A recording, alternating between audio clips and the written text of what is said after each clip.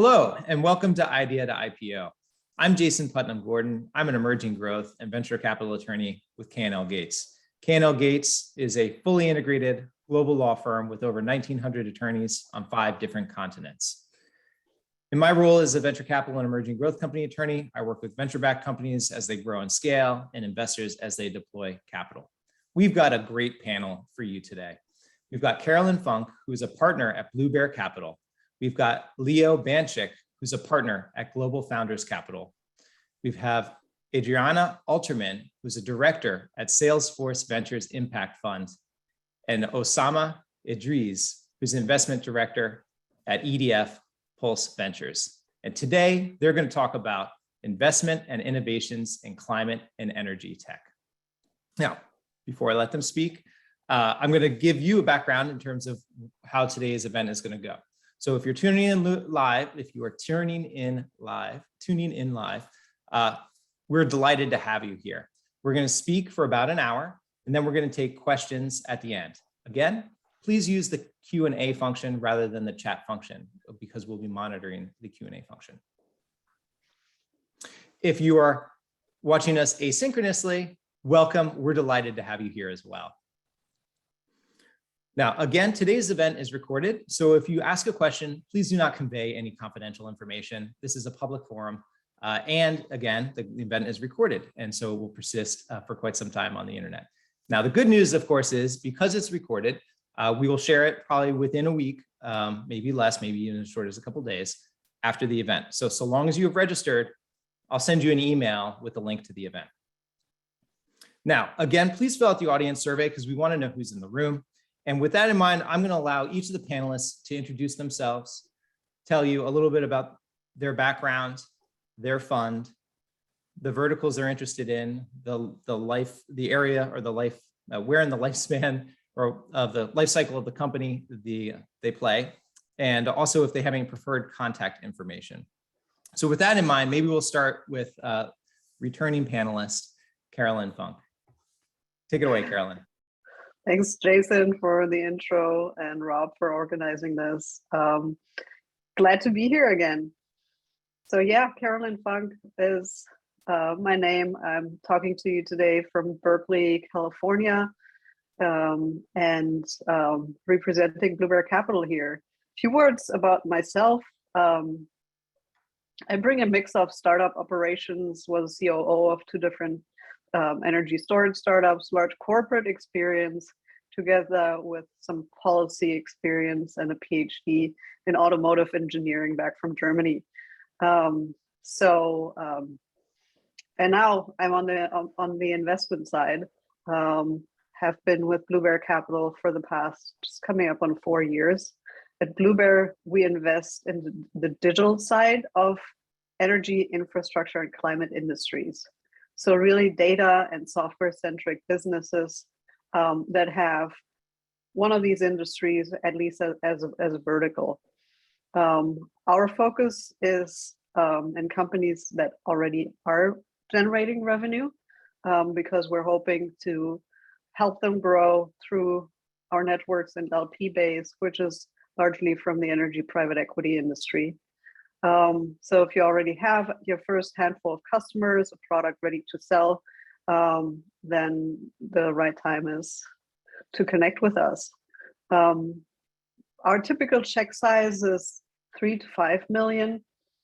We do lead rounds, we co-lead, we sometimes follow, and usually we come in between seed and Series B with our first investments. I'm going to post my LinkedIn in the chat in a moment. And yeah, I think that's the best way to connect with me. So looking forward to meeting some great entrepreneurs here today.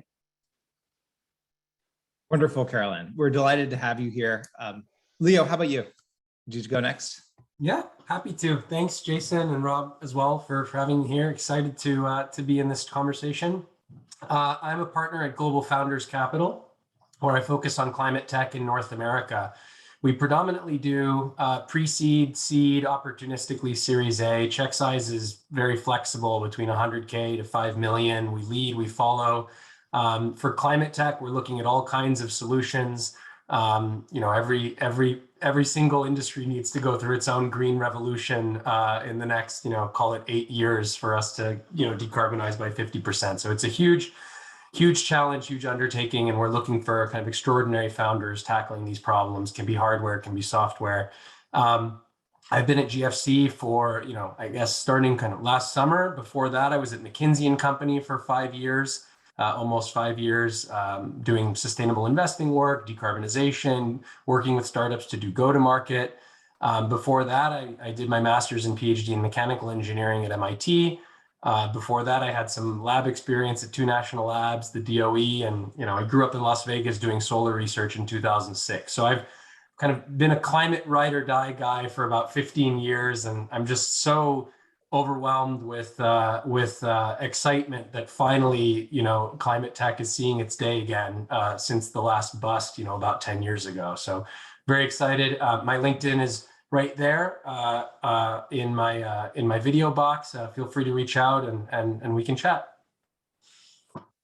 Fantastic. We're delighted to have you here, Leo. We're looking forward to what you have to say. Osama, tell us a little bit about yourself and your fund.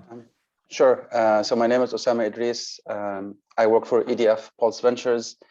EDF is the legacy French electric utility. So it stands for Electricité de France, not necessarily the Environmental Defense Fund, who's a great people, but I always get that misconception. So EDF is a historically French company, but very much a global one now. Depending on where in the world you are, they do different things from generation, transmission, distribution, retail, building, heating, cooling, all sorts of different things. Our major kind of geographies are still primarily Europe. So that's France, UK, Italy, and Belgium as the big countries there for us. But in North America, we have different business units who do different things, from large scale solar, wind, battery systems and projects to energy trading in ERCOT area in Houston and PJM and others. We also have Dacia in Boston area, which does energy efficiency. So our businesses are quite broad, all around electricity, energy, and decarbonization. I work for the Pulse Ventures team, the corporate venture capital team of EDF, fairly young group, about 4.5 years old. We invest off the balance sheet. Most of the team is in Paris, except for me, my colleague here in Los Altos, California, where I'm based. And we also have a person in the UK. So here in the US, we have an interesting view when it comes to venture capital. We represent a big company that does so many different things, but what we really hope for is finding those entrepreneurs and solutions where we really believe in what they do here can have a big impact on the decarbonization of our businesses and actually more to our customers. And we want to help them grow in Europe. So it's a bit of an interesting focus where we try to find those entrepreneurs early. We believe in what they're going to do in North America, but we can accelerate their growth in Europe and be their product EU market fit, if you can say that. So we're looking for mostly Series A bit like Carolin. We want to see customers just to make sure that we understand the market and the product, so that when we help them grow in the areas we grow, we can have something to start with. Check size between 1 and 5 million is our typical size. We could go larger. I prefer not to go less than that, just because of our, again, we're a utility, public-ish company, so there's a lot of work that we have to do. We can't move that quickly, so it narrows us down a little bit.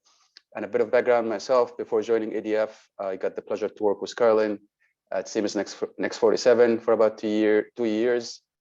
Before that, I was actually in Houston at Chevron Technology Ventures, doing some work there for about 3 years.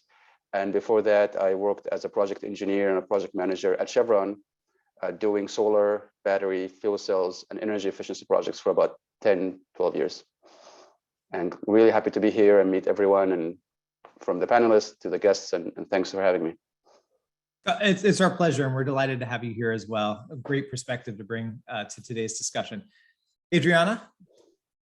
Yeah, really happy to be here. It's also really great to see in the chat how many people are from around the world. I saw Italy and South Africa. It's exciting. I'm Adriana. I am the director of the Salesforce Ventures Impact Fund. Salesforce, for those of you who don't know, is a very large enterprise software company. We're the fastest growing enterprise software company in history, and are still kind of amazingly growing at essentially a late stage growth rate with now close to 75,000 employees. Fun fact, I learned that nearly half of those have joined since the pandemic, which is kind of mind blowing. I think it was 45% or so. So we invest in startups that essentially look like Salesforce, except, maybe 10, 20 years ago. So we do all enterprise software investing, but I guess more broadly, B2B software investing. Salesforce Ventures is one of the largest corporate venture firms in the world. And we have over 400 portfolio companies and close to 5 billion in assets under management just within the Ventures Fund. Kind of think Snowflake, Twilio, Zoom type companies. And my fund is a portfolio fund inside of Salesforce Ventures. So we launched in 2017, and we take the thesis of the Ventures team and apply it to companies with a social or environmental impact with their product. So that means that I invest in ed tech, social sector tech, financial inclusion, and a ton in sustainability. So our fund has invested in close to 70 global investments, and we invest Series A+.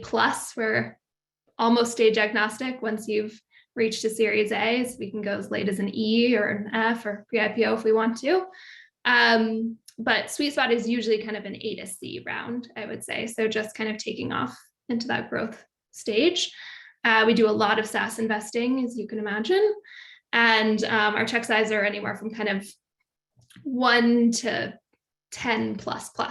And quickly, my background is in impact investing. I previously was at an entrepreneurship center structuring social impact bonds, and then worked at an early stage impact fund called Amplify Capital. Unlike all the other panelists with a deep energy background, I came up through the big bad finance route and got my MBA at Yale, and have been at Salesforce building this fund for the last 3.5 years. Well, thank you. We are delighted to have you here today. Now, before we begin the discussion, I just want to quickly address who's in the room. We have an audience survey. You've got about 10 more seconds to fill it out if you haven't done so already. All right. So again, this is being recorded, and we have a lot of people registering around the world. So today is just this moment in time is just a snapshot as to who's here. In the Bay Area, we've got about 33% of the folks, and then we've got another 34% from elsewhere in the US, with a few others from North America. We've got nearly 20% tuning in from Europe. And those are our largest contingents. There are probably a few people I've seen from the Middle East, and I think also from sort of Latin America and Central America. And then in terms of kind of where the audience is in the life cycle of the company, we've got nearly 20% in early stage companies, about 5% from growth stage companies. We've got a mix of first-time entrepreneurs, serial entrepreneurs, and we've got some corporate venture and other venture investors, and then we've got some folks from academia. So whether you're tuning in live or asynchronously, we're glad you're here. Let's get started in the discussion. Maybe I'll start with you, Adriana, since you went last, but today we're going to talk about climate tech. Maybe you can just frame out a little bit what climate tech is, and what we'll be talking about. And maybe also some of the developments. I've noticed in sort of reading the headlines, last year was a very strong year for climate and energy investment. Investments were up 30, 40, 50%, depending upon which slice of vertical you're in. Tell us a little bit about what you're seeing. Yeah. So, when we started this fund over 4 years ago, we have multiple sectors, as I mentioned. We only invest in software, and particularly B2B software, but candidly did not think that climate was going to be the toughest. We invest in much more niche sectors, including social sector tech. And it was. It's been up until, especially because we invest kind of at later stages. But there, after kind of clean tech 1.0, just the kind of phenomenal underinvestment in this sector led to a ton of companies at the kind of pre-seed, seed stages, but not as many who were able to raise growth rounds and kind of get past the A, B, C, D stages in a huge number. So we are often follow-on investors as a strategic. We can co-lead, but we usually lead later. So we were really kind of waiting for the market to come along to be able to co-invest in a material way. And I've talked to Carolyn about this. I'd say 18-ish months ago, things started to feel really different. And interestingly, we watched this happen in ed tech, and then we started to see really similar things happen in climate tech. In ed tech, there weren't a lot of funds. People thought you couldn't really make money in education. And then there was an explosion of education companies who became unicorns, became public, funds, and that happened a few years ago. And so I saw a lot of this similarities happen in climate tech starting about 18 months to 2 years ago. And now, especially last year, the pace has blown my mind.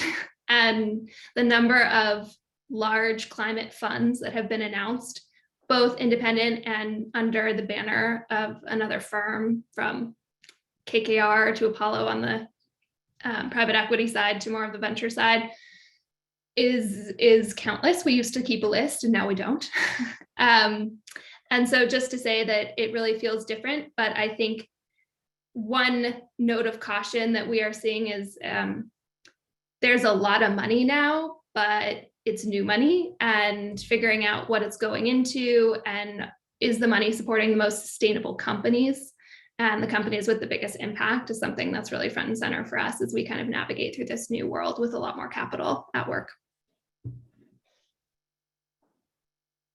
No, that's great. Do any of the other panelists have anything to add, or maybe talk a little bit, pick up on that thread and talk about how, I know some of the panelists have been here from Clean Tech 1.0 and may see some parallels. So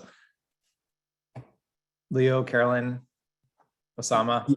Yeah, just to quickly chime in. I mean, yeah, felt the same thing Adriana felt about 18 months ago while I was at McKinsey. There were sustainability projects were few and far between. And then all of a sudden, I think it was a few things. I think it was Greta Thunberg, for sure. If you're there watching this, Greta, you do awesome work. Keep it up. Larry Fink's letters, I think, helped. There were a couple of big letters that came out. Gates kind of clamoring, writing his book on climate tech and putting a lot of money into breakthrough energy ventures. And I think COVID too. Everybody started to get introspective, thinking about how are we living in balance with nature and out of balance with nature. And so I think all of that just culminated in, a lot of climate tech momentum. And we started to see projects coming in, corporates thinking about their net zero commitments. We started to see banks thinking about the carbon, in their scope 3, what's the financed carbon that we're emitting. Even at McKinsey, we started looking kind of internally at what are the carbon emissions associated with our clients. And then just the deluge of projects and BCG was active here too. And that's what kind of got me thinking, I think climate tech is a fun place for me to play. And so that's why I left the firm. But, it's palpable. And the number of startups now, it's very exciting, both growth stage and early stage, across many different industries. And, one can go and look online at, like Bloomberg New Energy Finance or Climate Tech Venture Capital Newsletter, which is a great newsletter. And you can see, the funding just skyrocketing from 2010. I'm looking at a chart right now from BNEF. It was like less than $2 billion going in annually. And then right around, between 2018 to 2020, 16 billion plus annually. And 2021, I think, just shattered that record. And so we'll see even more, I can imagine, in 2022 with all these funds that have, capital to allocate. So it's an exciting time. Yeah, definitely agree with that. It's super exciting. We launched our first fund in 2016 when there was not that much activity going on and it was very niche. And I totally agree with Leo that like there was something something happened during COVID and during the early days of COVID. And I think, yeah, thinking about that kind of what's the meaningful type of way spending life and energy. So just adding to your point, Leo, I think just seeing more entrepreneurs getting into the space, people who might have been in some of the other areas that Adriana mentioned before, and then decided to, well, I might as well start a company doing something a bit more mission driven, or people just switching jobs. We see that in our portfolio a lot, switching jobs from large tech companies into more the climate tech world. And then lastly, like the fluctuations on the energy price markets. So a lot of LPs and PE investors looking at energy in a different way, more holistically. It's not just traditional energy, but how can we allocate money and experience into not oil and gas, but wind and solar, hydrogen, where the profit pools of the future are going to be in energy. So I think that's a super exciting driver as well. Yeah, so if I mean, everything said is right on. I think that two things I can add would be, I think that the impact of climate change is just so visible, like so visible now, like you can't get over it, even if you tried, no matter where you are. And I think finally that crossed over into how it impacts oil and gas operation, how it impacts transportation, how it impacts food, how it, all of a sudden, because you read a lot that the climate tech 1.0, as ambitious as it was focused a lot on principal hardware, new generation technologies, while maybe this climate tech 2.0 is more software, so maybe there's more money to be made and all of that. And I think that's definitely partly true, but I think that the wider definition of climate tech, from addressing energy generation into sustainability in your agriculture, in your buildings, in your packaging, in your food, in your mobility. That's obviously, say what you say about Tesla, but they just really opened a lot of people's minds about there's something to be done here that could be very different from what we ever thought could happen. So in addition to everyone is saying, I think like all these add up to people realizing, climate tech or sustainability investment, like you can make a lot of money and really do a good impact at the same time. It's really not mutually exclusive. It's not out of goodwill. These are the new businesses that we need to have it, and we have 10 years to do it. So whether you agree with it or not, let's go figure it out. And I yes, guess very exciting. I'm very excited about it. If you can tell, I'm very excited about it. Osama's point on what sustainability means today versus what it meant in the past, I think is so spot on. It's so broad now.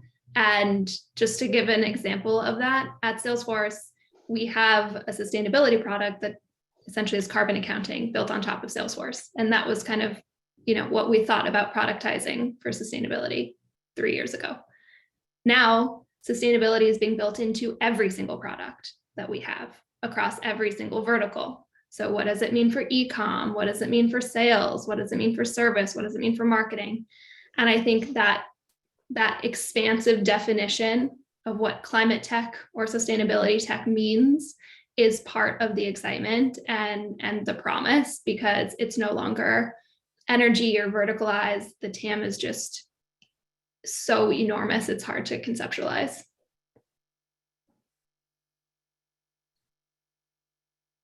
I agree with all of that, obviously. And in line with that, just to pick up on something that Osama said, I guess in one sense, 10 years, I guess, is also sort of lines up with a typical also venture investment horizon, right? And I feel like there's that maybe coupled with the ripening of technology and the ability to sort of commercialize it. I'd love to hear what some of the things that the panel is seeing or excited about maybe seeing, over the next 10 years.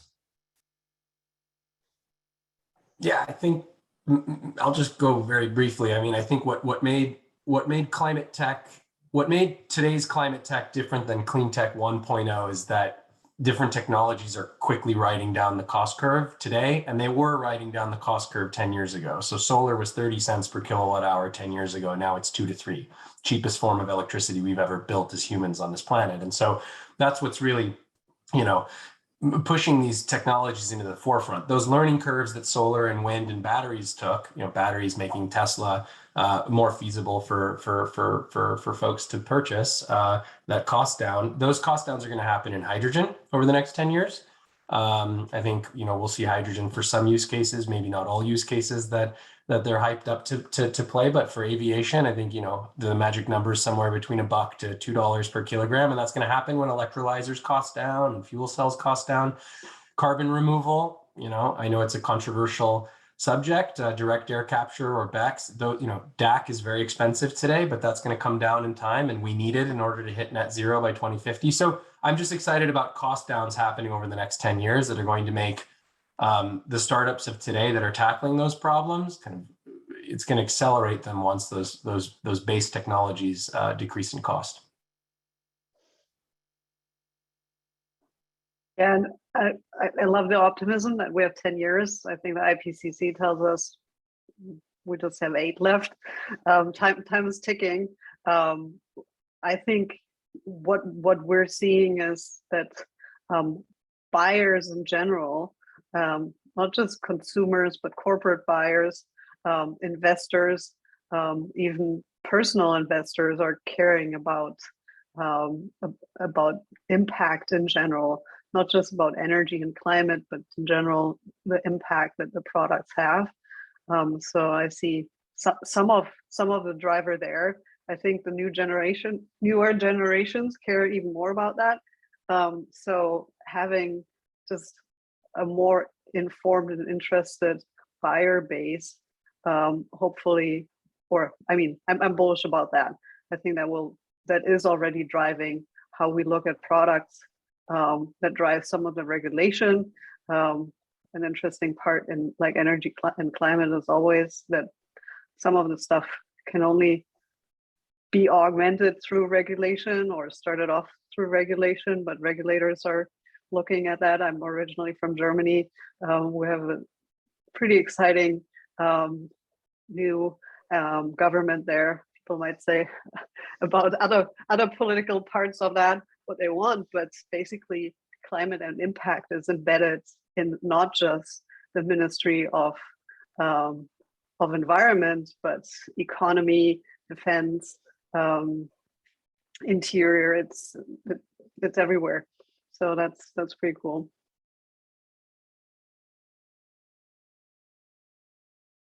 No, that's great. And I guess just to play a little bit of devil's advocate to that question, what are sort of some of the either storm clouds or potential areas that are maybe not yet ripe that you're seeing, and maybe sort of seeing folks over indexing on it, or entrepreneurs maybe reaching a little too high? If you're willing to take that question, if anyone is willing to take I can start. I think that one thing that we see a lot, which is frustrating, is we all intuitively know that this is the world's biggest problem. We see it more in real time. For example, when the sky turned orange in San Francisco last year, it was 2 years ago. However, unless there is a stick instead of a carrot, we are seeing that it's still difficult for corporates to buy if it's not directly tied to the bottom line today, even though it is the biggest threat to their financial future.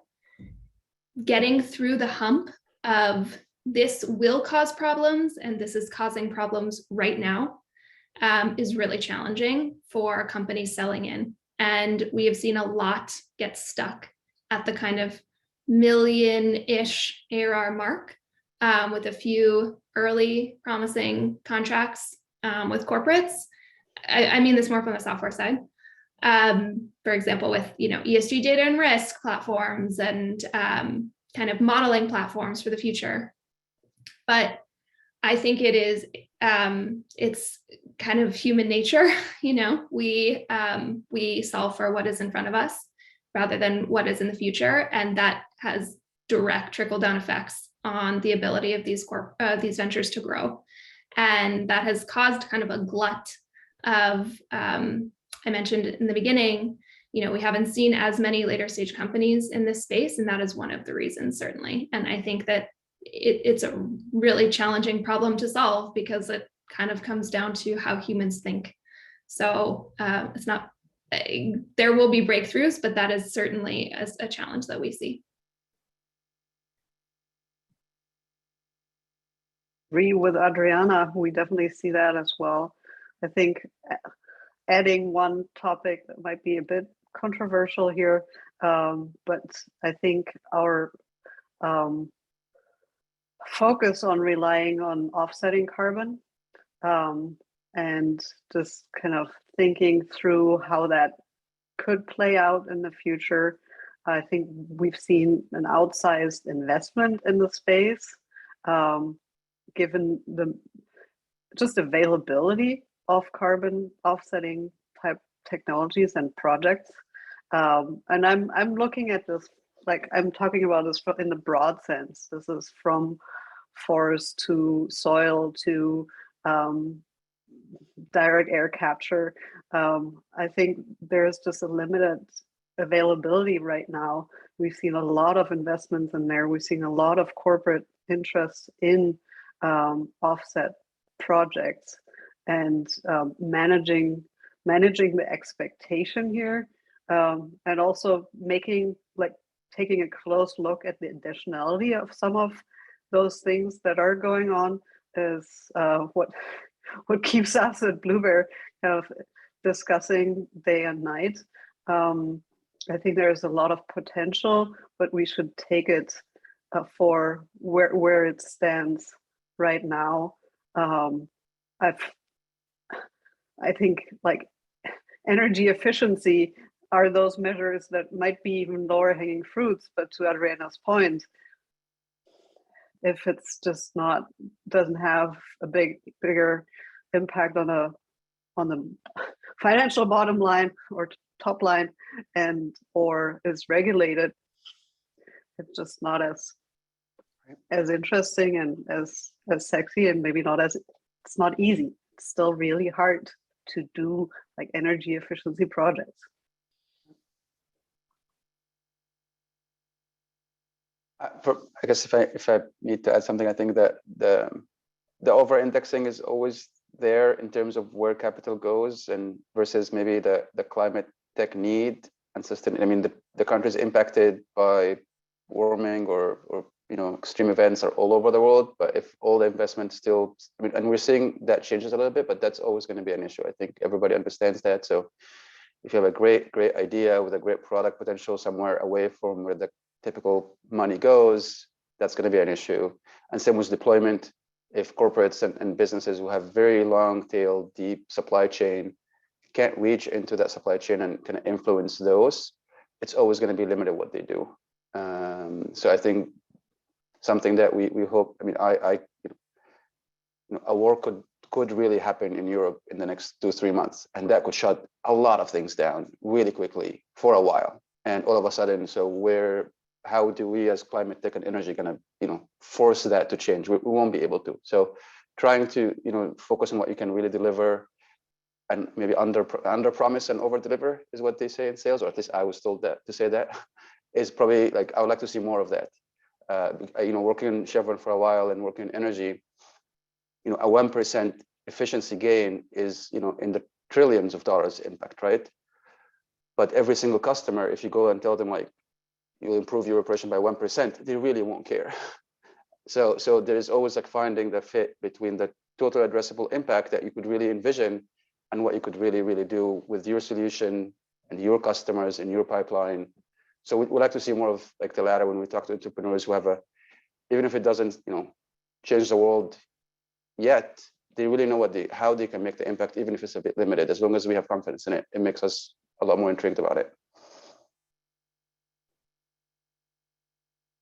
No, well, Thank you, Osama. I guess one thing that you had mentioned in terms of over-indexing, I guess, and then also just in terms of sort of maybe general guidance to the entrepreneurs who are in the room, because we have a lot of early stage and first-time entrepreneurs, is maybe sort of talk, if you could share with them a little bit in terms of, how they address those risks and concerns sort of ahead of time and with, Right. with an investor if they're making a pitch.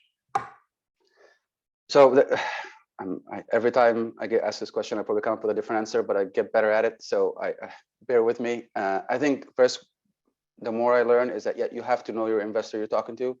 If you talk to Breakthrough or maybe Salesforce Ventures or other funds, and you know that they really care about your climate and ESG impact, you should come ready for that. Versus us, for example, at EDF, we really care about it, but it's not maybe the first thing that we look at. So knowing your investor, right? If you're investing for impact, come ready for that.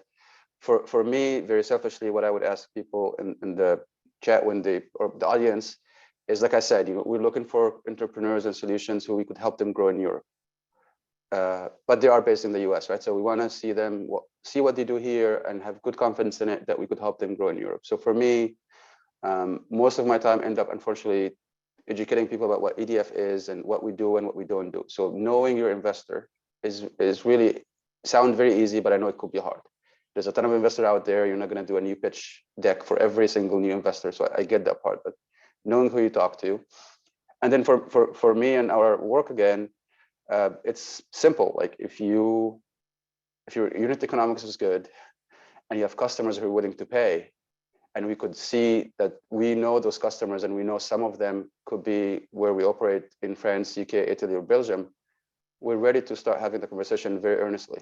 That's really it. We don't necessarily look much beyond that. The team, the technology, the product, these are all hurdles and barriers that you have to meet.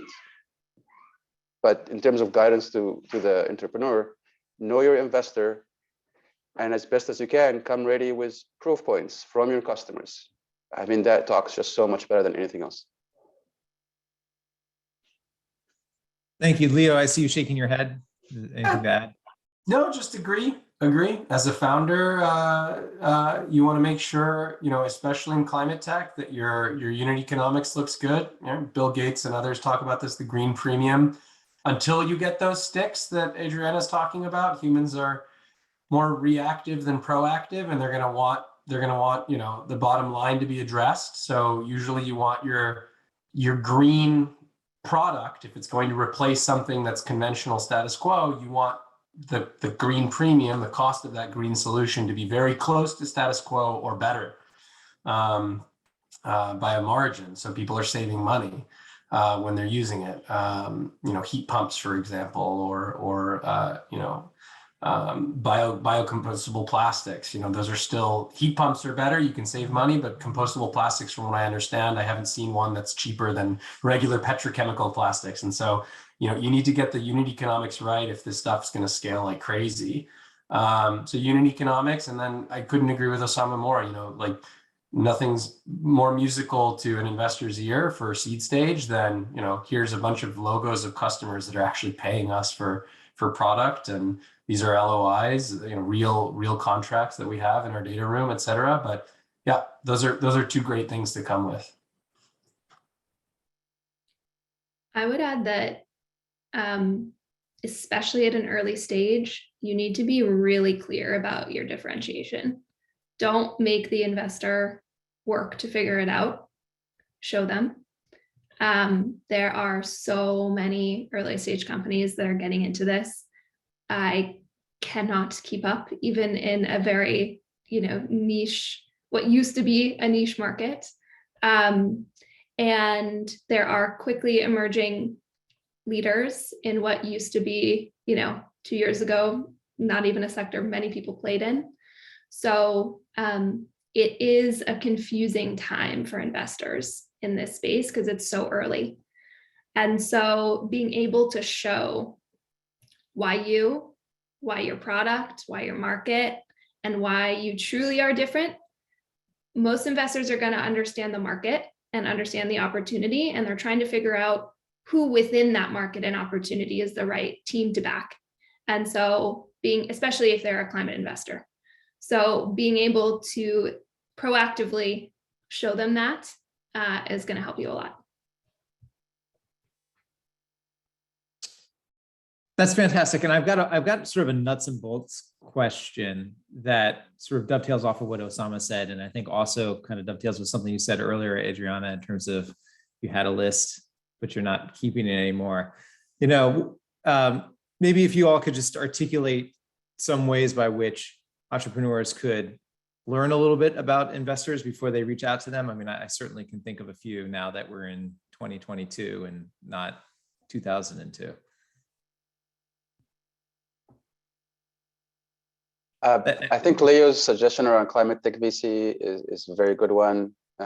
Venture capitalists, especially corporate ones, and again, take it with a grain of salt, are doing a lot of communication and like they want to stand out. So I would argue that yes, you know, compared to now 14 years ago, you could find through newsletters and publications who's investing and why and in what sector. So I would definitely suggest that climate tech VC is a good start. What else, Carolin? Probably can add a bunch more. Well, I mean, there are a lot of lists. I want to highlight, which I think we've sometimes losing track. I think there are some really good accelerator and incubator programs with a stronger focus on even, Adriana calls it the niche, but the niches within the niche, and they can be very helpful. This is like sustainability for supply chain, or you can find things around anything carbon related. And I mean, I don't want to pick any winners here, but so I'll pick. We actually, it's a great reminder. Not winners, but just from my experience, we have great experience with almost everyone we talk and work with. From EDF, we work very closely with Greentown Labs, which is in Boston based, but now opened in Houston. We work with Elemental Accelerator, which is in, you know, kind of Hawaii and the Bay Area, but much more global. Powerhouse, which has an accelerator in addition to their bridge firm. I think they do great work, especially in the Bay Area. If you're around solar and software, kind of particular around those two things. There is a group called Third Derivative. I recommend everyone to kind of read about it. It's a ton of free, open global community member around climate tech and sustainability. Those are the 5 that we work with closely, but there's many others. So for people, I mean, this is not, we pay them, they don't pay me. So it's, I'm just kidding. Those are really great ones that we work with, and they help us so much to connect with entrepreneurs and help us as EDF and many other corporates to be out there and meet people when we don't necessarily have the time to do so very well. So check all of those out, I think. And I'm sure I missed other good ones too, so I apologize for that. Just to add, there's, what's the other one? Activate Fellowship, Yep. Berkeley Skydeck. Everybody knows Y Combinator, but there are more climate tech companies going into YC, and it's a good signal for some investors. Right. Techstars. So yeah, just to add. And giving a shout out at the folks at Plug and Play. They're also global. So if you are in Europe, I think they have good programs there as well, and they help you also get to different geographies because they're a global program. And they just don't just connect with corporates. Right. We, and I assume all of us here have good connections there, and they will just help you navigate the landscape and help you also navigate the landscape of the active investors, because while you might see a lot of names, sometimes hard to find out like who's actually actively investing right now, who has a fund that is closed, who's ready to invest. We see a lot of aspirational funds out there, which is great. People are raising more money in the space. But for founders, it's sometimes hard to really understand, am I talking to somebody who will be able to write a check in the next number of weeks and not months or even quarters. Right.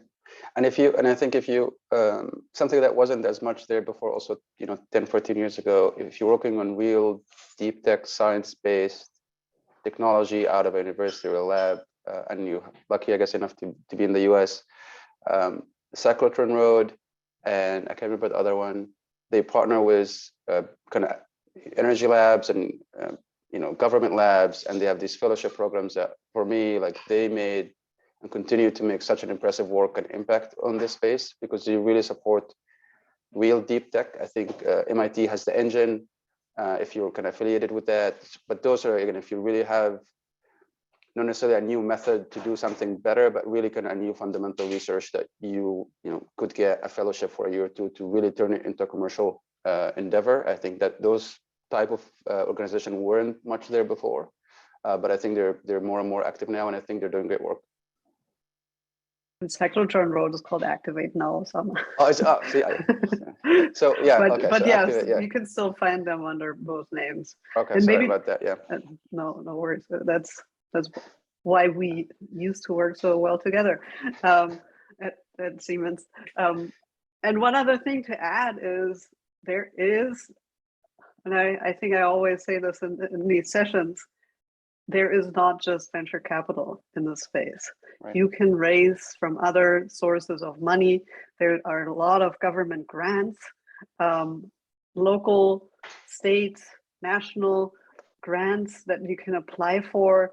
And I think that's, especially if you're doing something more like deep tech related, I think that's a terrific starting point for you to just build out some of your technology. And then once you've shown and proven that it works, then you have much less dilution raising, Right. Raising from folks like us. And so talk to folks like Jason who know that it's not just the venture world out there, but other ways of getting to capital. I'm No, gonna thank you, drop everyone. in the chat. We wrote a blog recently just about all the ways you should not raise venture capital and you should raise other types of money. So I just dropped that in the chat for others. Really quickly, two just very tactical ideas to add. First off, talk to founders who are funded by the investor. That is probably the single best way to understand what really happened behind the scenes, what kind of investor they are. That may be tough as a first intro, but you should always do that before you sign on with an investor. I think that is really the best way to get to know them. And then a little bit more behind the scenes, but you can sometimes learn a lot about who they are by who their LPs are, especially in this space a little more. So for example, EIP's LPs are mostly utilities. So you can imagine who they're going to invest in and why. That's not always the case, but that is kind of an easy trick to figure out where they're really focusing in and who they're beholden to or responsible to when they think about the outcomes of the fund. Terrific answers, everyone. Thank you. If I could shift gears a little bit, I'd love to maybe move to almost, it could be a little bit more polarizing of part of the conversation, but in terms of what about some of the other technologies that are out there and that are growing rapidly, for example, blockchain or crypto, kind of how do you see these fitting in or not fitting into climate and energy? I think maybe Carolyn and I want to jump on this one. I've been like deep in Web3 crypto climate land for the past month or two. The way I view it is it could be everything and it could be nothing. I think, and maybe obviously there's a spectrum in between. I think it's going to be meaningful. There's different ways you can use blockchain in climate. And I think the two best use cases I see so far, there's one in supply chain where we're using blockchain to kind of track how materials flow through supply chains. And then you can track and make sure that you've gotten the right materials at the right place in the right quantity. So there's like supply chain related blockchain stuff. And then there's blockchain for climate. For carbon markets, forgive me, where you tokenize, folks might have heard of Toucan or KlimaDAO or Open Forest Protocol or Flow Carbon. There's a whole bunch of startups doing this. And, I think on the former, there's a bunch of startups tackling that. On the latter is well. And I think what I can see is that, at least the standards like Vera and Gold, the Gold standard are beginning to, publish content to work with these new Web3 players. They understand that the way that they do business is kind of under threat by new players, and they need to rethink how they're doing things. So I think, at least on the carbon markets piece where I've been deeper, I think there's going to be a role for blockchain. I think it's all just starting right now and emerging quickly. And there's a lot of players and a lot of interest. But again, that's all. I kind of agree with Carolin just for a moment here. Like, that's all offsets, which is just a piece of the puzzle. There's still a lot of decarbonization that needs to happen. But Carolin, if you wanted to build on that. Yeah, sure. And maybe taking it one step back to some of the folks who might not even really be familiar with what Web3 is. I think if you're a startup founder, and it should be worth your time looking it up. But I think that the easy way I'm thinking about is like where Web 1 was about like communication, posting information, reading what others posted. Web 2 was kind of, or is, bringing transactions to the table. So we're buying stuff online, we're selling stuff online, and we're taking kind of exchanges from the real world into the more digital online world. And then Web 3 to me is about creation, and it's what others say as well. And really promoting what is being built really natively in the digital world, like apps and digital art, tokens, and so there's this. So just kind of to set the framework here, and within that Web 3, then there are those application areas to create digital things that reflect stuff like Leo mentioned, carbon offsets, or even just identities. It can be very broad, and it's really nascent. I find it's fascinating, and I think we are at the point, like with Web 2, where we didn't know how much we were going to be able to do in that realm. There are folks who are saying, well, it's just not quite there yet, or might never be there yet. So it's kind of still to be proven what will happen. But I think, yeah, the potential here to just make energy climate data more equitable and approachable to others. Like if you were to buy, as Leo said, like Vera or Gold standard certificates as you and me, and send, I don't know, give carbon offsets to your mom for Christmas, that would be hard. You would have to go through a third-party platform. What if you could go directly to the group that's originating those offsets? So I think there's a lot of things to unpack, and I think what I've seen in the startup world, the folks who have been around a little bit, we had this peak of kind of blockchain in every pitch in 2018. So everybody sprinkled a little bit of blockchain on over what they were doing. I think now what we're seeing is really kind of projects or products that are enabled through some of the distributed technologies, much more so than back then, where it was like, yeah, we could also do that with a centralized database, but maybe we can raise more money if we're doing it in a different way. So the verdict is out, but make sure if you're a startup founder to be on top of what the others are telling in terms of the story, because a lot of it is storytelling, and we invest in people and stories.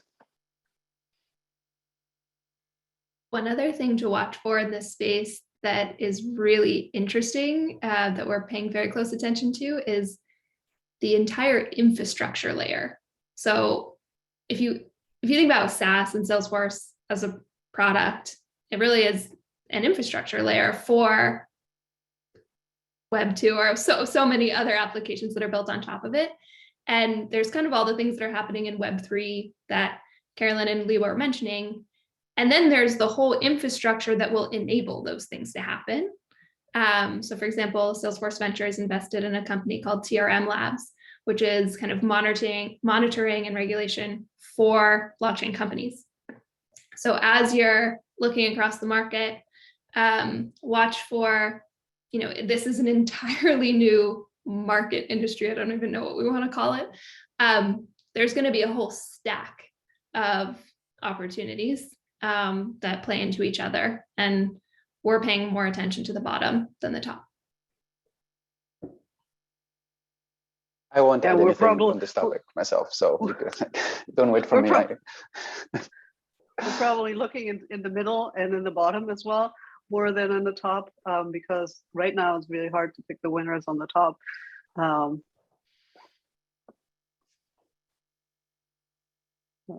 Did you have something to say, Osama? Or No, I said I'm not going to actually chime into this conversation. I have my own personal views on the topic, but those are really not suited for now. But I mean, if you bring other areas of investment that's happening around the world, I think, space tech is very interesting to me as well. I don't know if it will ever like trickle into other applications, whether industrial or energy related, but you see a lot of money going into space, and some people really don't like it. Some people are really excited about it.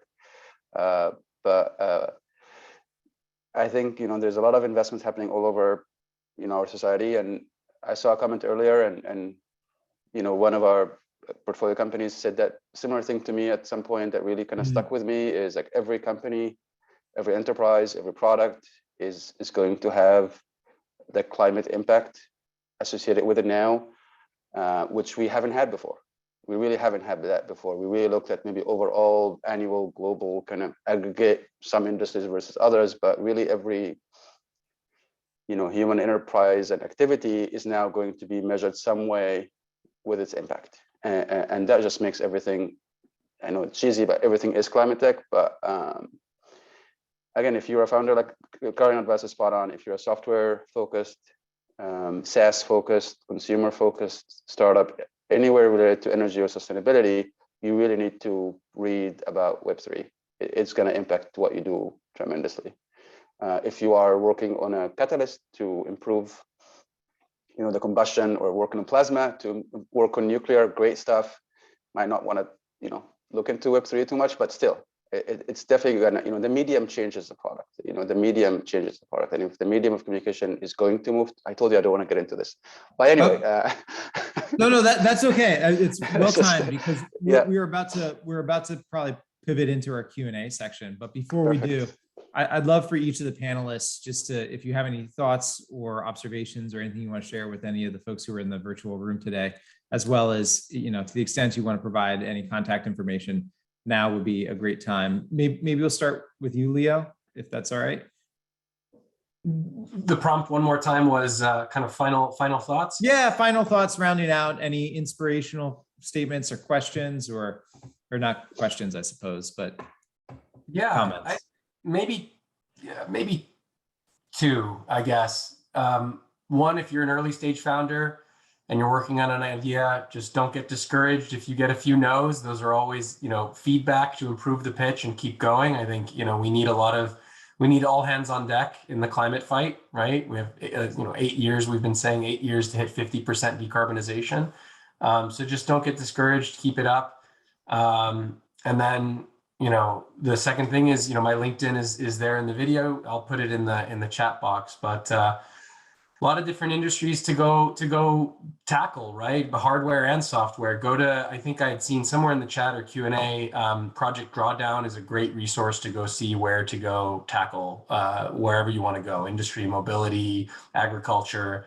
If you want to find a co-founder, there's a few really great Slack groups. We didn't talk about them. My Climate Journey and New Energy Nexus are great places. I've personally seen friends of mine find co-founders through those media. So just get connected and roll your sleeves up and join the fight. Fantastic. Adriana? Sure. I will say that this is recorded There were a ton of good accelerators and resources mentioned that, as you could see, all of us were nodding along as each other were talking when we talked about them, which means we all know them. We work with them. Honestly, can't say enough good things about so many of them, including Elemental. Go back, write down that list and start looking through them. It's a really good place to start. The other is that I think, I mean, this is trite, but it is so true. Funding is a two-way street, and always remember that it is, especially at the early stages, it's a long-term relationship.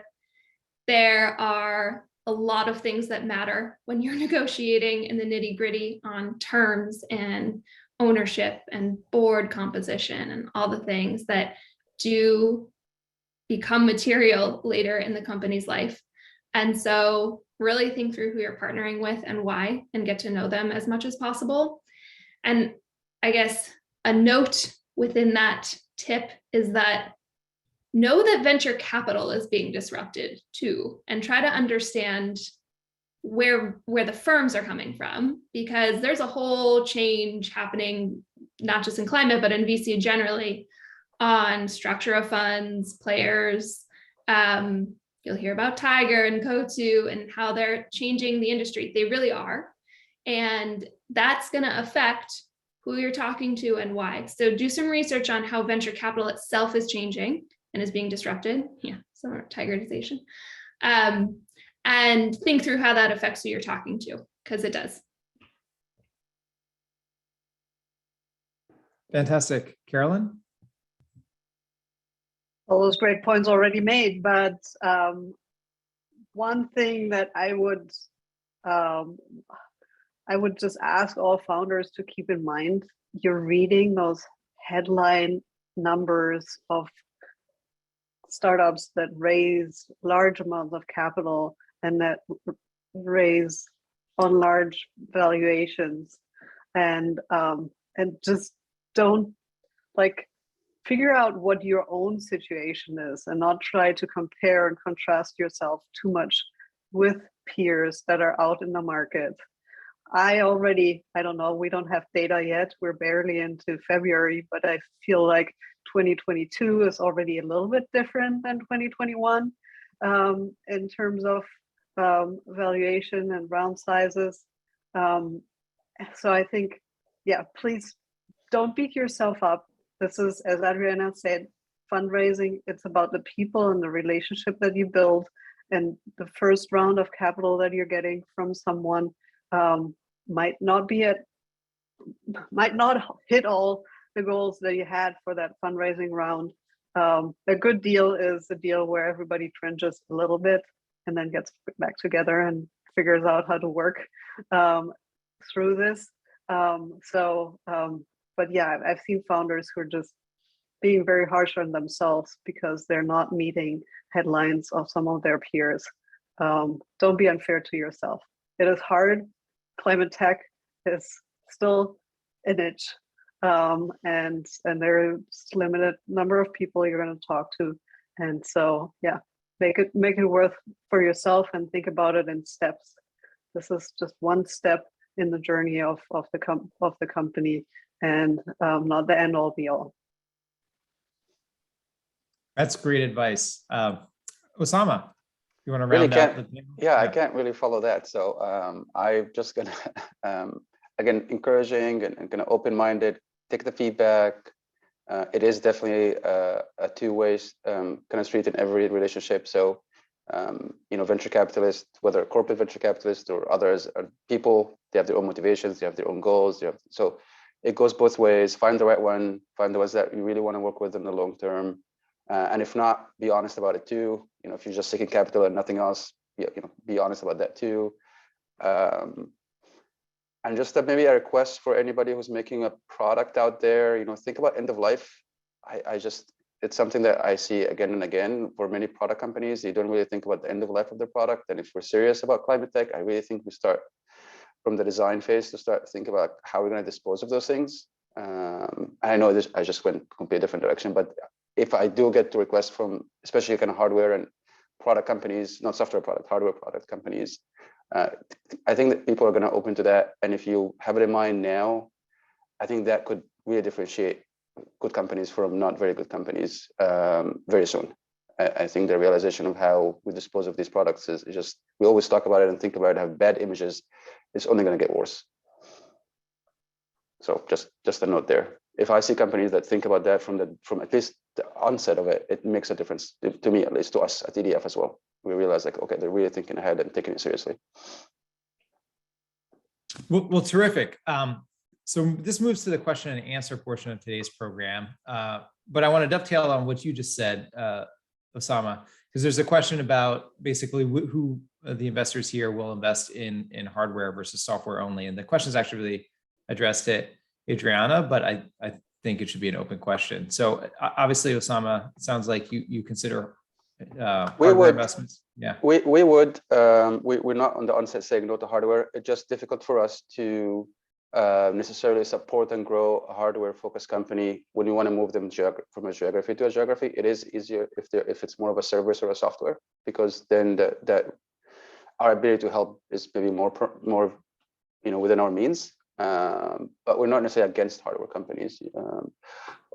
People use that term, and I really believe it. Hardware or software-enabled hardware is really, I think, there are products that the components are hardware, but the key differentiation is how you run them and run a software on top of them. And collectively, they're a much superior product. And those we are definitely happy to talk to and learn about. But if it's materials, like let's say coatings or like really hardware like focused, maybe again, it's the question is like, can we help them? But yes, I will answer saying we're generally, yes, open for both. Adriana? Yeah, this is a topic, I get asked this question all the time, but also that we have debated internally for almost 5 years. The straight answer is we only invest in software.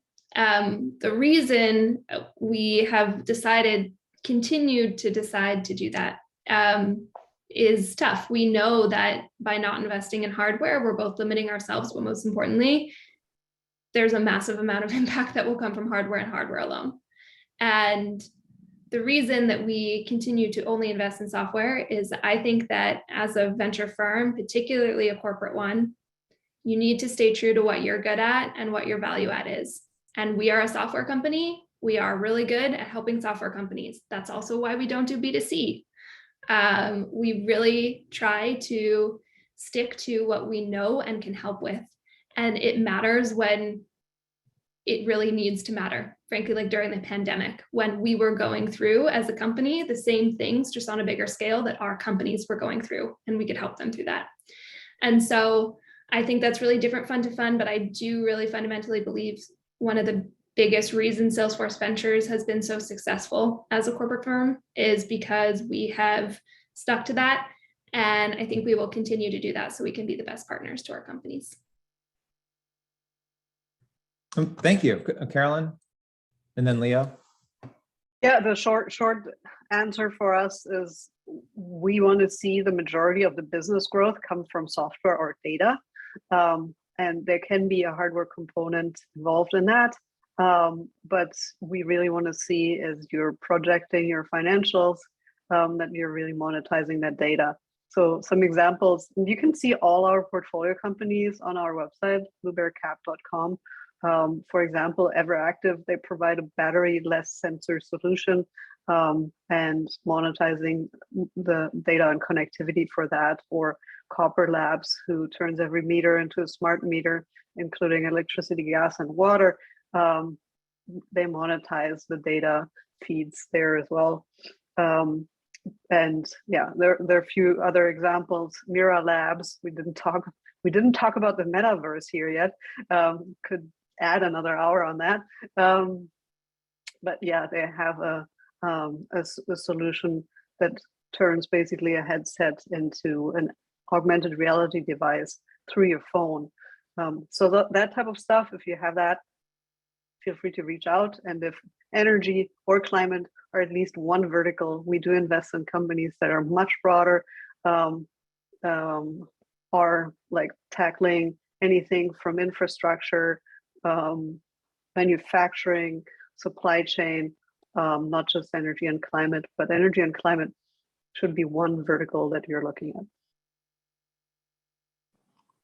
at. Yeah, the long short of it for me and for us is that we do software. We also do hardware. I mean, if you look outside, you know, what's emitting carbon is is all hardware and atoms, not just the bits.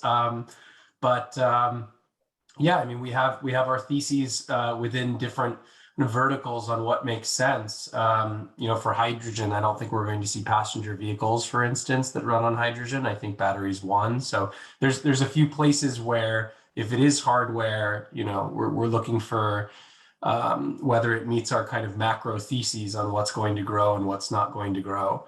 But the short of the answer is that we do both. So and we're patient investors. So just to give a couple of examples from our portfolio, right? We are in we're in a carbon removal marketplace called Abatable, actually with Blue Bear Capital. That's pure software. We're also in a very patient, capital intensive bet with Universal Hydrogen, where we believe hydrogen will play a big role in aviation. Just due to the fact that batteries are just too they're too heavy and they don't have enough density. So so that gives you an example, you know, software and hardware, and there's a lot of business models and opportunities in both, I should say. In software, though, I'm going to just give a shout out to the founders. I've seen a lot of founders that you know, graduate from great tech companies or they're looking for ideas. Software is a great place to go because it's highly scalable, et cetera. There's usually two places founders like to go. One is carbon marketplaces and the other is carbon accounting. I've seen a lot of startups in both. If you're going to chase that space, just know that it's very competitive and there's a lot of players. So be able to differentiate yourself. I think I heard some of the other panelists say that. Be able to storytell why your carbon accounting software is different, why your carbon marketplace is different, and you know, think about the geography in which you're in. If you're not in the US, maybe there's an opportunity to have an arbitrage in South America or in South Africa, right? So that can be part of the story as well. If I may, not to sort of dampen the mood, by storytelling, I mean, tell a credible story and show up also with those customers. I think someone mentioned logos before and LOIs in hand. That's not weaving. For those of you who are maybe new to the space, sometimes Silicon Valley and tech gets a bad rap for, you know, sort of being spun from whole cloth. And that's, you know, we don't mean storytelling in terms of completely made up. I mean, tell a story and back it up. So there was a question, actually, again, not to dampen the mood here. There was a question picking up on a comment that Carolyn had made as she sort of gave her thoughts to the audience, which was maybe 2022 is shaking out to be a little bit different than 2021 in terms of valuations. And I was wondering if we could have a little bit of a conversation around that. As I said, I don't have big enough numbers yet to call it really data. It's single points, anecdotes, points that we're seeing. I think that one big driver is just what we're seeing in the volatility in the public markets, especially on the tech side.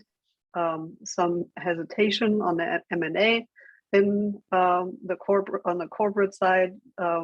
So I think people are taking a little longer and making investment decisions and moving forward. That's what I feel. Yeah, and I think with, I mean, the geopolitical situation that we're seeing across Europe and such, it's not making it easier. So there's just a little bit of, I would say, some kind of a wait and see mentality. I mean, we're active. I just sent out a term sheet to a company yesterday. We're not kind of just sitting back and relaxing, but we're also kind of trying to be very diligent in understanding where are those exits going to go. We had last year, we had the whole SPAC boom. We didn't talk about that. That has definitely tapered out.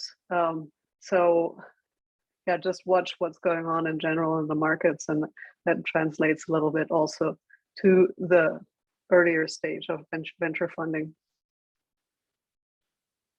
I mean, I almost sort of just even wonder in part, and I'd love to get the other panelists' perspective, but I mean, last year was just so frenetic, especially sort of leading up through the year end. At least that's what I saw, that it was kind of almost like people, it had to sort of regress, maybe not all the way back to the mean, but just a little bit. And I think people are just tired and maybe digging out. But I'm very interested to hear what the rest of the panel has to say for what they've seen so far in the first 6-7 weeks of the year. Yeah, we've started to see a little bit of what Carolyn is talking about too. It started kind of mid-December, I would say. And I actually think it is too early to tell, but even 2 months later, it feels kind of like a different market, and the power has shifted back more towards investors than founders. Not fully, but from what was a very the strongest founder market maybe of all time. Term sheets we have seen be renegotiated post-issue down, and valuations, we just saw a secondary round get done at a 30% discount to the primary in December. Again, they're anecdotes, so it's hard to generalize, but I don't think I would have seen that last year. Or I didn't see that last year. And I think what is the most challenging to predict is how it's going to affect the early stage versus later stages. Later stages, you're closer to the public markets. Valuations were through the roof, like nothing we'd ever seen before. So what I don't know yet is if the trends we're seeing in growth stages are also showing up. I haven't started to see them yet as much at a very early stage, but we'll see. I've seen everything Adriana and Carolyn have just mentioned, but in Web3, it's still different. I think the valuations are still incredibly high.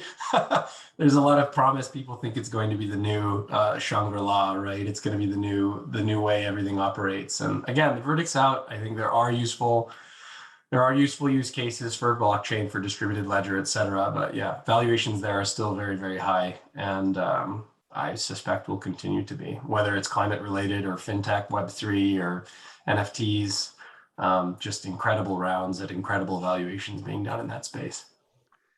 Maybe from my perspective, one thing, so we also invest in funds. We don't necessarily have a fund, but we do kind of selectively and ad hoc invest in funds. And I would share from my perspective that just like 2021 was a just outstanding year for founders, new fund managers, and like the amount of new fund managers in 2021 was just, it was just a lot compared to what we've seen before. I'm not seeing as much, at least the first 2 months of the year. I mean, it was just my anecdote, but I think even if you track it one step back, where LPs committing new money to new funds maybe has not been the same as at least last year. Like last year, the amount, and especially climate tech related or sustainability related or what have you, and obviously the crypto and the people who made a lot of money in blockchain turned out into new funds themselves investing into blockchain. So maybe that's where you see a lot of growth. But yeah, I think there's a bit of a slowdown. Maybe it is just taking a breather after a very crazy second half last year, where everybody came out of COVID ready to do everything. So we'll see. Yeah, I mean, just even sort of dialing it back to 2 years, what I sort of observed, it was just, 20, I mean, and Adriana mentioned, like, it's very early in the year. Doesn't necessarily portend the rest of the year. I mean, if you thought about sort of February of 2020, and then you measured and you sort of checked the wins around April, you would have thought vastly different things versus how that year actually wrapped up. So it is, super early to be making that call, but very interesting as well. So thank you for kind of reading the tea leaves on that. I had sort of one question surrounding, so we talked a bit about incubators and accelerators and other sorts of resources for those like early seed stage companies. And there was a question in here in terms of trying to, figure out, how is it that you get your kind of minimum viable product together and maybe that first team, and what are the resources that, bootstrapping versus accelerators or angels.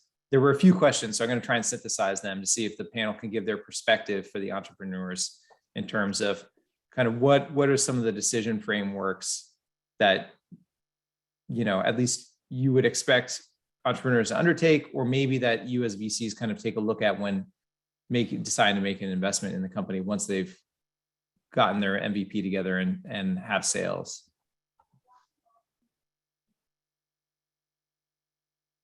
Leo should take that on, at least from my, I mean, I don't see a lot of seed in early stage, given kind of where I work. So I'm volunteering him. Thank you. Maybe repeat the question once more, Jason, if you don't mind. I want to make sure I yeah.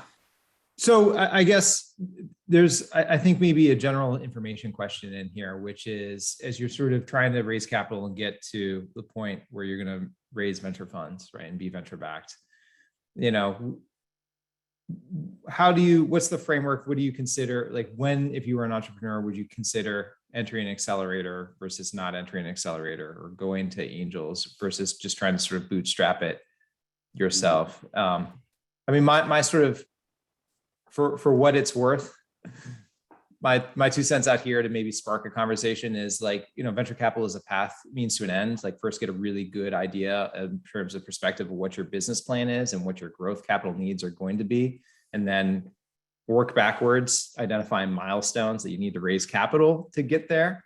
You know, and incubators and accelerators can provide great connections, a great environment to learn and get feedback. You know, maybe access to customers or suppliers and you know, industry experts and expertise to help you develop your skills as an entrepreneur, which is like an amalgam of skills. It's not just like one thing. But we clearly have a number of folks in the audience that are kind of early stage and not necessarily ripe for venture investment. Like, what would you sort of see them undertake, you know, to get to the point where it would make sense to have a conversation with you?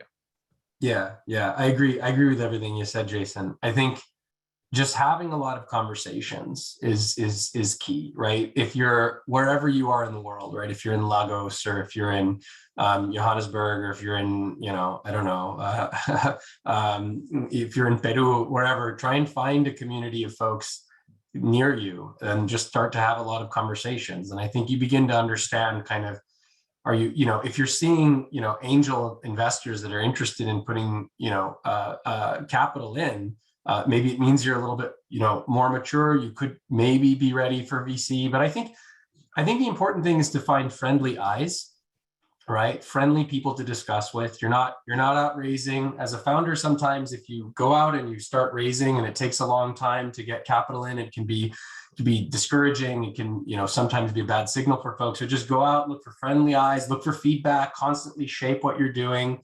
And I think, you know, accelerators can be a great place to go to refine the product to the point where you're ready for those angel checks or ready for those venture checks.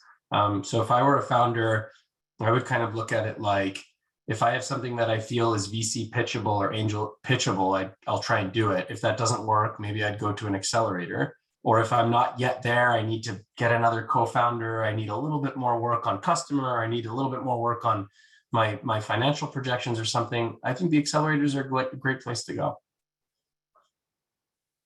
And yeah, I think that's a great answer, Leo. I think maybe broaden it even a little more is like, build your support team. Even if you're just one person, you need a team. You're not going to be able to do it yourself because there's so much that you have to kind of keep in mind and take care of. And by building a team, I don't mean hire people. Like, find people who are excited about the topic you're working on, who are open to giving you feedback, who could be mentors or advisors, or could be someone who helps you out as a freelancer or a contractor, just to get to one milestone. So really think of your team almost in a like the broadest possible way, and yeah, then iterate with them, and then find the people who you want to really work with in the long run, and bring on, like, if you don't have a co-founder, figure out who you want to be involved in this. This is even more a marriage than your venture investments are. And I've been there, so it's hard to separate at one point. So yeah, just build that support network, and yeah, friends of friends who are lawyers, friends of friends who are coders, who and that's the great thing about the Bay Area, and I think California in general, that you can find these friends that now who are going back to happy hours and dinner parties, or ski events, and just, yeah, shamelessly ask for help. I think that's great advice. And we're about to close out the conversation. We've got about 3 or 4 minutes left. So I wanted to at least see if anyone on the panel had any closing thoughts, or if there was any questions or comments that they saw in the chat they want to address. Give the opportunity to kind of go around the wheel, if we will, maybe starting with Adriana. Have any closing thoughts for the audience? I mean, not too many that haven't been said, but I think that, you can tell it's a really different time in both venture and climate. And it's, I think, a really, really good time to be starting a company here. But as has been repeated a lot, make sure that you are, I don't want to say just jumping on the bandwagon, but creating something unique and valuable, and that there are buyers, and that they understand both the short and medium and long term. And you can, as Carolyn said, tell that story in a material way, because there's a lot of noise in the market right now from every direction, and the ability to cut through is increasingly more important. So spend a lot of time perfecting that, especially in the early days. Fantastic. Leo? Yeah, everything Adriana said, product market fit, make sure you're doing something unique. Yeah, and echoing what Carolyn said too, entrepreneurship can be a very lonely journey. So finding a co-founder is a great thing to do. And, you can use those Slack groups we mentioned earlier, MCJ Collective, New Energy Nexus, to find co-founders. I know people do all the time on those groups. So, find where you want to focus on project drawdown, find your co-founder on those Slack channels, and then start building. Fantastic. Osama? Thank you for joining us, I guess, is the first thing. Hopefully this was helpful. We obviously, come from different perspectives, and we all work on different things at different times. But I think if you're joining us, hopefully it was useful, but you're on the right track to learn, and there's a lot of feedback. I think that's very valuable. There's many sources of funding. Funding is means to an end. All of those things have already been said. So just focus on what you really want to do. At the end of the day, it's your time and your resources that really will make, or break the company. So we are tools in that process through our money, sometimes, mostly hopefully through our connections and maybe corporate capacities. But people are out there trying to help each other. So, keep at it. Fantastic. And Carolyn? Awesome. I get to finish this, and don't want to finish on a downer, but maybe adding to my note before is, like, we're excited about those new times in climate tech and energy tech. There are a lot of people out there who's been there working on this for decades. So be humble and ask them for help, because they might not have the best new idea, but they can tell you a lot about what has not worked in the past. So try to learn from others' mistakes, maybe not even mistakes, maybe just was about timing and such. But I feel like we almost have like a bit of a culture gap between kind of the new climate warriors versus the old climate warriors. Let's all come together on this and learn together, and bridge that gap, because We got 8 years. Thanks for joining, everybody. No, thank you. That is all the time that we have today. I'm Jason Putnam Gordon. I'm an emerging growth and venture capital attorney with K&L Gates. I want to thank Idea to IPO for organizing today's event. I want to thank my firm for helping make it possible. I certainly want to thank each one of the panelists. You've been fantastic. Thank you, Carolin, Leo, Adriana, and Osama. I want to thank each of the attendees for attending either live today, or if you're watching us at some time shifted point, thank you. We're glad you're here. And with that in mind, I'll let you get back to building your great company. Take care. Bye-bye. Bye. Thank you. Bye, everyone. Bye.